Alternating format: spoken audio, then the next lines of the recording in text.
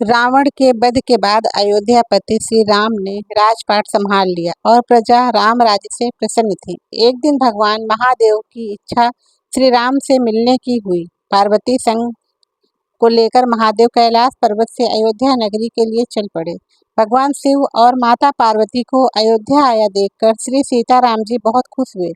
माता जानकी ने उनका उचित आदर सत्कार किया और स्वयं भोजन बनाने के लिए रसोई में चली गई। भगवान शिव ने श्री राम से पूछा, हनुमान जी कहीं दिखाई नहीं दे रहे हैं, कहाँ हैं? श्री राम बोले, वह बगीचे में होंगे। शिव जी ने श्री राम जी से बगीचे में जाने की अनुमति मांगी और पार्वती जी के साथ बगीचे में आ गए। बगीचे की खूबसूरती देखकर उनका मन मोहित हो गया।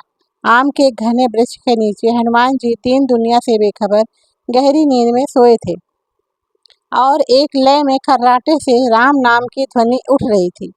चकित होकर शिव जी और माता पार्वती एक दूसरे की ओर देखने लगी। माता पार्वती मुस्कुरा उठी और वृक्ष की डालियों की ओर इशारा किया। राम नाम सुनकर पेड़ की डालियां भी झूम रही थीं। उनके बीच से राम नाम उच्चारित हो रहा था। शिव जी इस राम नाम की ध्वनि में मस्त मगन होकर खुद भी राम राम कहकर नाचने लगे। माता पार्वती जी ने भी अपने पति का अनुसरण किया। भक्ति में भरकर उनके पांव भी थिरकने लगे।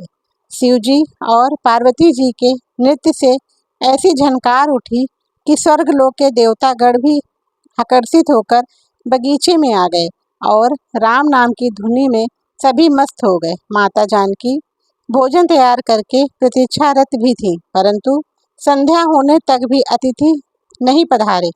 तब अपने देवर लक्ष्मण जी को बगीचे में भेजा। लक्ष्मण जी ने तो अवतार ही लिया था श्री राम की सेवा के लिए। अतः बगीचे में जाकर जब उन्होंने धरती पर स्वर्ग सा नजारा देखा तो खुद भी राम नाम की धुनी में झूम उठे। महल में माता जानकी परेशान हो रही थी कि अभी तक भोजन ग्रहण करने कोई भी क्यों नहीं आया। उन्होंने श्री राम से कहा, भोजन ठंडा हो रहा है, चलिए हम ही जाकर बगीचे में से सभी को बुला लाएं। जब सीताराम जी बगीचे में गए, वहां राम नाम की धूम मची हुई थी।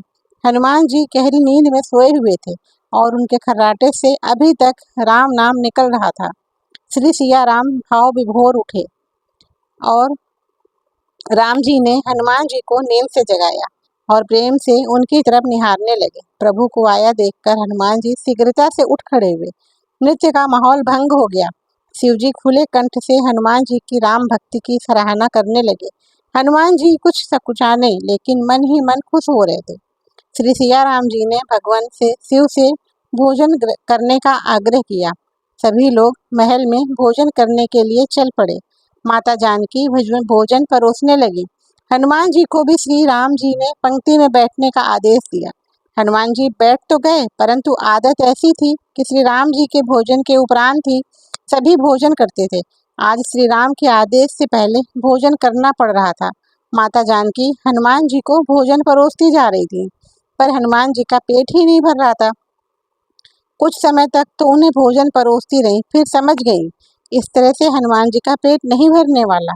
उन्होंने तुलसी के एक पत्ते पर राम नाम लिखा और भोजन के साथ हनुमान जी को परोस। तुलसी पत्र खाते ही हनुमान जी को संतुष्टि मिली और वह भोजन पूर्ण मानकर उठ खड़े हुए। भगवान शिव शंकर ने प्रसन्न होकर हनुमान जी को आशीर्वाद दिया कि आपकी राम भक्ति युगों युगों तक याद की जाएगी। आप संकट मोचन कहलाएंगे और पृथ्वी पर तीन ही रत्न, जल, अन्न और